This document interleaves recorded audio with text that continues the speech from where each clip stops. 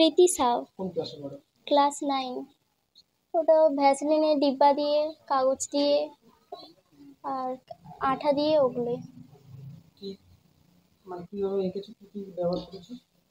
রং, তারপরে আমি বিভিন্ন আরও জিনিস বানাই কাচের, সেগুলো কাচের বোতল বা ফেলে দেওয়া খারাপ ল্যাম্প, ওগুলো। আর মাটি। ওষুধের খাতা দিয়ে ওগুলো না? হ্যাঁ, ওষুধের খাপ দিয়েও বানাই।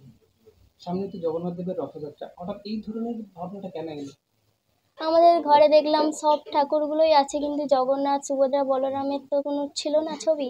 তাই মনে হলো কেন দোকান দিয়ে কিনতে যাব, আমার তো হাত দিয়েই তো করতে পারি। দিয়ে মন হলো যে করলাম, এইটুকু।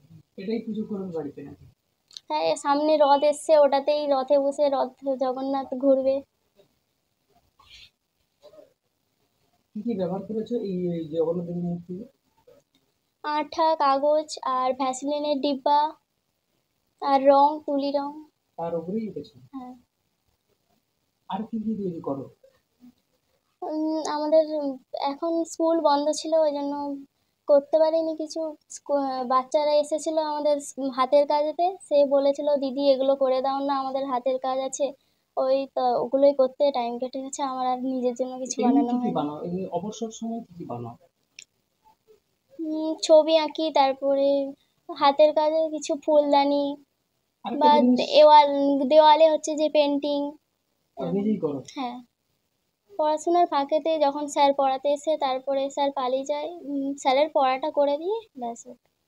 স্কুল কিছু আছে যে ঘরের লোক মানে বাইরে থেকে কেন লোককে নিয়ে এসে কিছু করবে, আমি নিজেই যেতে করি দেওয়ালে কিছু। মানে চিত্রশিল্পী হওয়ার একটা হ্যাঁ, ইচ্ছা আছে? হ্যাঁ। আমি কিন্তু ড্রয়িং শিখিনি, আমি নিজে থেকেই করছি। ফার্স্টে বলতো পড়তে বস, এরকম কেন করছিস, এখন আস্তে আস্তে যখন করি তখন ভালো লাগছে, তখন তারাই বলছে আরও এটা দিয়ে কেন ফেলাবো, এটা দিয়েও কিছু বানা না, এরকম বলছে ঘরের লোক। সমস্ত